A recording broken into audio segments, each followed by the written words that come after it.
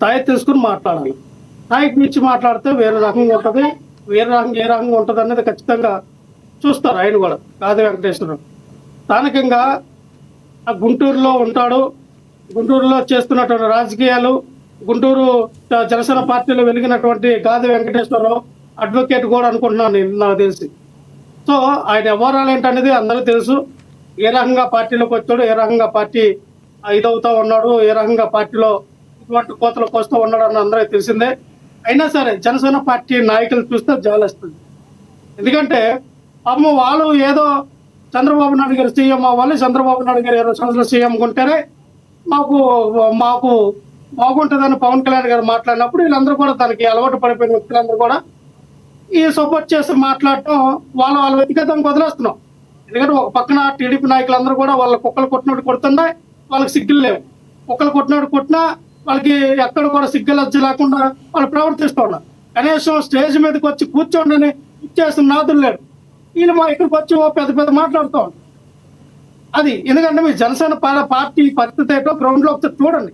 మీ కార్యకర్తలు లొబ్బోదీపం అంటున్నారు, మీ మీద పెట్టిన కేసులు బాబు మా మీద పెట్టిన కేసులు తీయండి రా బాబు అని చెప్పి వాళ్ళు మీ పార్టీ ఆఫీస్కి వస్తే కనీసం గేట్ కూడా తీయట్లేదండి.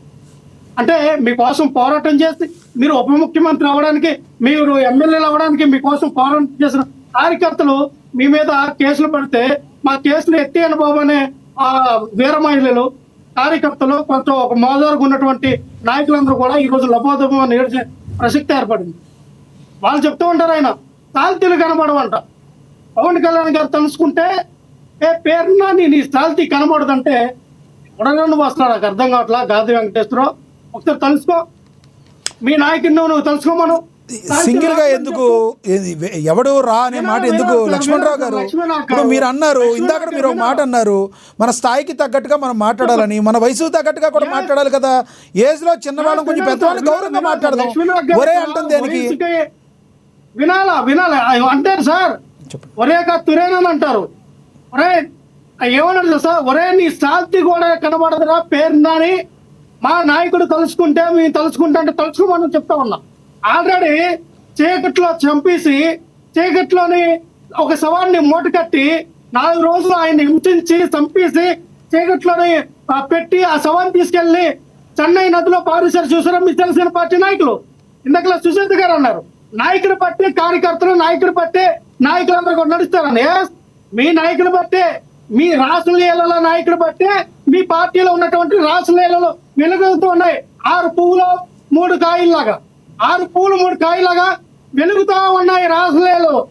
ఆ రాసలీలకు కదా డ్రైవర్ని చంపేయడం, రాసలీలకు కదా ఒకరేమో మీ జాని పేర్ల పండుగ, ఒక్కొక్కరికి పేర్ల పండుగ అన్నాడు, జైల్లో పడుకున్నాడు పోస్టు కేసులో.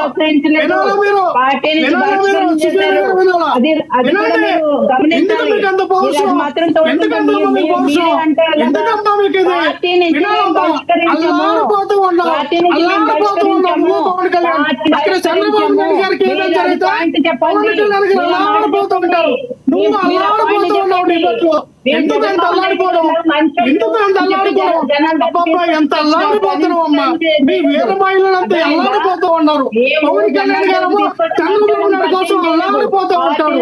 ఎక్కడ ఏం జరిగినా ప్రశ్నిస్తానని పార్టీ పెట్టిన పవన్ కళ్యాణ్ చంద్రబాబు నాయుడు ముట్టి కిందకి నీళ్ళొస్తే మాత్రం అల్లాడిపోతూ ఉంటాడు. అదేంటే పాపం 20 సంవత్సరాలు సీఎం ఉండాలని చెప్పి పాపం అల్లాడిపోతూ ఉంటాడు. నాకు పోరాటమే తప్ప నాకు పరిపాలించడం చేత కాదు అంటాడు. మరి అది ఏ పోరాటమో, ఎటువంటి పోరాటమో, లక్ష్మణరావు గారు ఈ అల్లాడిపోతున్నారనే వర్డ్ మీదేనా? సోషల్ మీడియాలో ఎక్కడ తీసుకున్నారా?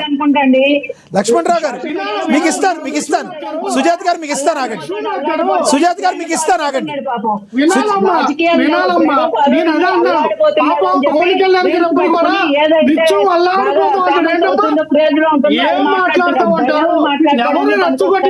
మాట్లాడారు పేరు నాని గారు ఆ రోజున కార్యకర్తలు ఉద్దేశించి ఆయన మాట్లాడే విధానం అంటే, అరే మీరు పద్దాక రప్పా అనద్దు, వాళ్ళైతే రాత్రులు అక్కడిని కొడతారు, లేపేస్తారు, ఉదయం పరామర్శడానికి వెళ్తారా, అలాగే మీరు నటించాలి కానీ వాళ్ళు చేసిందన్నా మీరు నటించాలి కానీ పద్దాక రప్ప ఏంటి అది కాదన్నారు.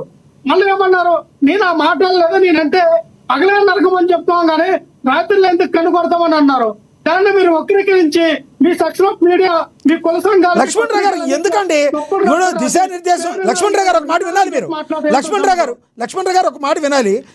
కార్యకర్తలకు దిశానిర్దేశం చేసేప్పుడు ఆ ప్రభుత్వం సరిగ్గా చేయట్లేదు, దాన్ని మనం వేరెత్తి చూపాలి, ఇది కదా మాట్లాడాలి. ఈ నరకటాలు, పగలు నరకటాలు, కన్ను కొట్టడాలు, రాత్రి నరకటాలు, ఈ మాటలు ఎందుకు వస్తాయి అంటారు అసలు? సూపర్, ఎక్సలెంట్ సార్, చాలా మంచి ప్రశ్న అడిగారు. ఎస్, కార్యకర్తలను ఉద్దేశించి మాట్లాడినప్పుడు అధికార పార్టీ చేసిన తప్పుల గురించి, అన్యాయాల గురించి, వాళ్ళ అవినీతి గురించి, లేదా వాళ్ళు చేసిన విధ్వంస పరిపాలన గురించి మాట్లాడని చెప్పాలి. ఆ తప్పగా నేను అనట్లా.